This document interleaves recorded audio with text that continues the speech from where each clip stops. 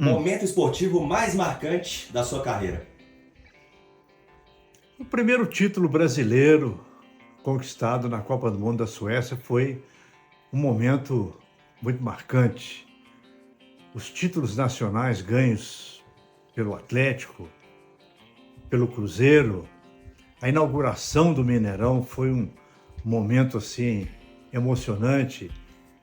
Foram muitos, não há um acontecimento principal, mas acontecimentos que ficam na memória, muito gratos na memória.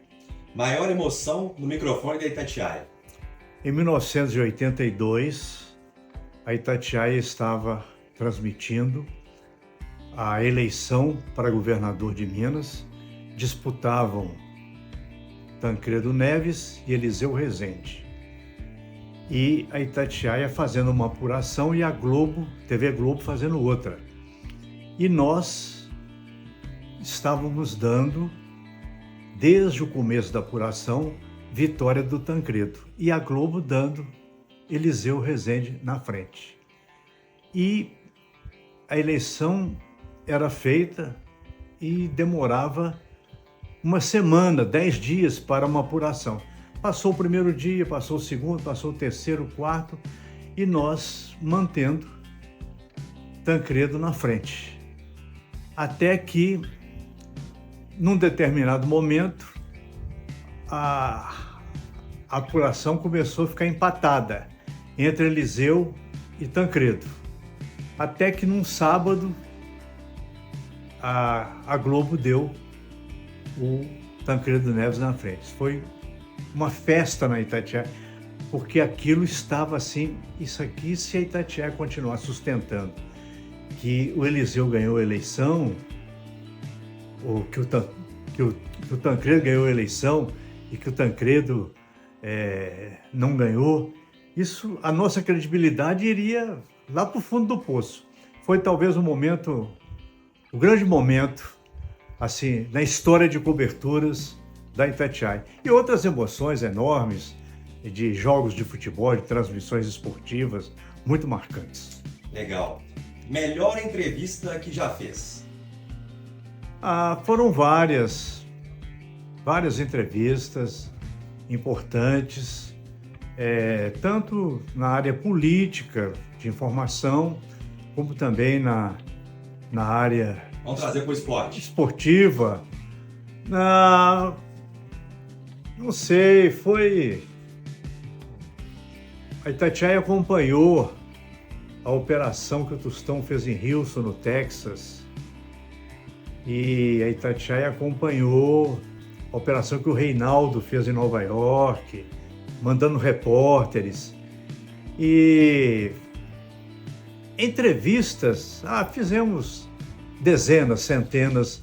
Eu não teria uma especial, não, mas muitas entrevistas importantes. Algum entrevistado já te decepcionou?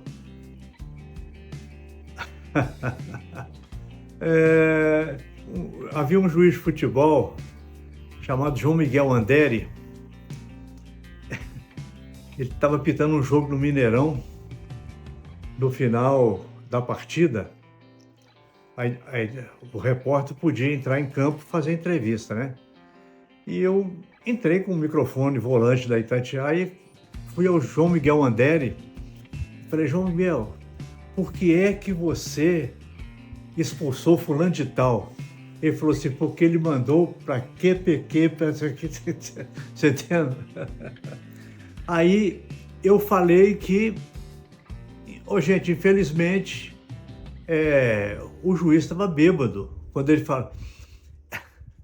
E aí levaram o juiz para fazer exame de teor alcoólico, uma confusão tremenda. E depois alguns juízes foram solidários ao Miguel Anderi e não quiseram dar mais entrevista. E no final, depois, nós e o João Miguel Anderi nos acertamos, ele continuou dando entrevista, mas isso foi um episódio muito ruim de entrevistado. O palavrão que ele soltou, porque na época tirava a emissora do ar se soltar um palavrão assim. Legal. Algo que tem saudade no futebol. Dos velhos tempos de Atlético e Cruzeiro, até o América, no Mineirão, aquelas tardes de domingo. Futebol antigamente se jogava domingo, agora todo dia, né? 110, 120 mil pagantes, sem briga, Mineirão dividido. Nós começávamos as transmissões 2, 3 horas antes. O futebol era uma festa. E a semana inteira se falava num jogo, Atlético e Cruzeiro. E não apenas esse clássico mineiro, mas também outras partidas de Campeonato Brasileiro. O Mineirão antigo, quando eu vou no Mineirão novo, eu sinto uma saudade muito grande, que eu não sei se justa ou injustamente, eu acho que o estádio foi reformado para pior. Agora o ping-pong, hein? Um nome, um jogador melhor que Pelé. Depois do Pelé, quem foi o melhor jogador em atividade? Pode ter parado também. Eu diria que o Ronaldo Fenômeno é um deles. O Ronaldinho Gaúcho é outro nome também muito importante. São jogadores que extrapolaram, né, o nome de craque, né? São super craques, fenômenos, jogadores que até tiveram a carreira assim apressada, no caso do Ronaldo Fenômeno, por causa de contusões, mas foram jogadores excepcionais. Vou te apertar agora, hein? Vou trazer pra cá. Melhor jogador que viu em Minas Gerais. Um nome. 2. Tostão e Reinaldo. Tostão e Reinaldo. Prós e contras de Atlético e Cruzeiro para a reta final do Mineiro. Como sempre, deve dar essa decisão, eu não posso adivinhar, mas tudo caminha. E sempre vai dar 2 grandes partidas, discussão, quem vai apitar, vai vir juiz de fora, vai ser juiz mineiro, e depois tem a reclamação, vão falar que a Federação Mineira é atleticana, vão falar que a Federação Mineira é cruzeirense, vão acusar a imprensa de perseguir isso e aquilo.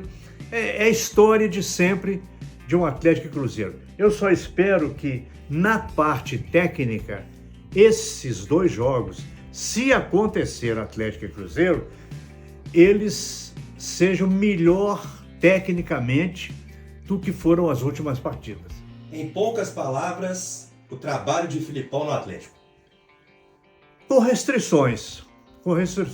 Filipão tem uma história enorme, maravilhosa no futebol, mas é um pouco teimoso e às vezes ele dá a impressão de que está um pouco superado em termos táticos. Ele não é um técnico de futebol moderno hoje. É um treinador de outros tempos. Eu diria o seguinte, tem um treinador na Europa que foi sensacional há alguns anos atrás, mas que hoje não representa muito, foi dispensado há pouco da Roma. O José Mourinho, o português, não é mais o José Mourinho. O Filipão também teve essa fase, mas continua sendo um grande treinador. Poucas palavras também, o trabalho de Larcamón no Cruzeiro. É cedo para analisar, Eu acho que o Cruzeiro trocou muitos treinadores em pouco tempo, não deu para formar times. Ele veio rapidinho, né? Eu não sei se o Cruzeiro poderia ter insistido por Paulo Autuori continuar. Ele já era funcionário do Cruzeiro, ou continua sendo funcionário do Cruzeiro.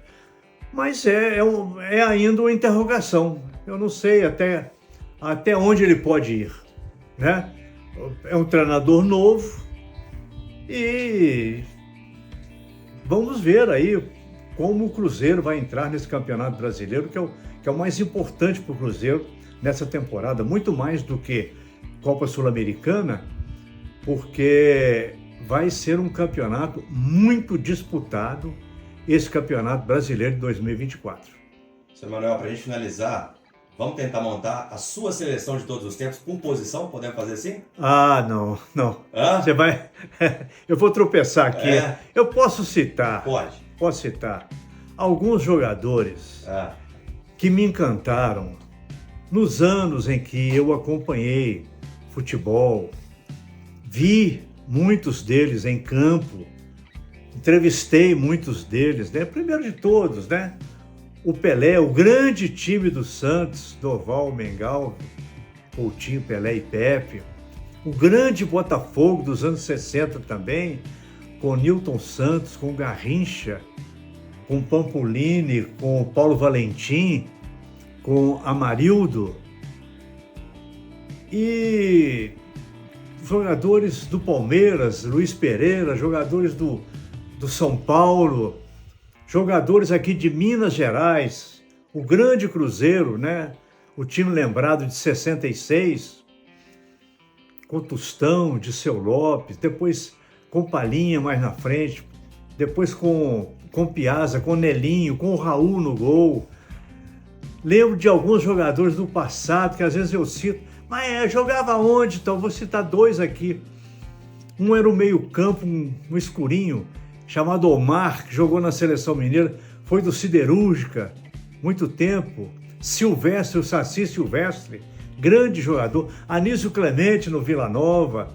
Às vezes não são jogadores assim, tecnicamente sensacionais, mas foram jogadores muito importantes nas suas equipes. O Brasil sempre foi um grande gerador de craques de futebol, só que aqui em Minas Gerais eu estou sentindo a falta de Minas Gerais voltar a ser celeiro de grandes jogadores. O Atlético praticamente não revelou nada especial nos últimos tempos. Nada especial. Tem promessas. E o Cruzeiro também diminuiu muito aquele Cruzeiro que lançava grandes jogadores a cada temporada. O América também, muito pouco. Está faltando isso hoje no futebol mineiro. A volta de jogadores fora de série. Aqueles jogadores excepcionais. Aquele que entra como titular e permanece como titular. E uma outra coisa também que está atrapalhando é que os times estão mudando demais. Antes, o torcedor decorava a escalação do time. Agora, Natal, Evaldo, Tostão e Milton Oliveira. Cite aí rapidamente o ataque do Cruzeiro atual.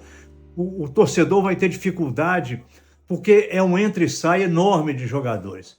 Mas isso faz parte do futebol, são coisas que a gente tem que aceitar, nada permanece, mas o futebol brasileiro está precisando agora de uma injeção de modernidade, de gestão.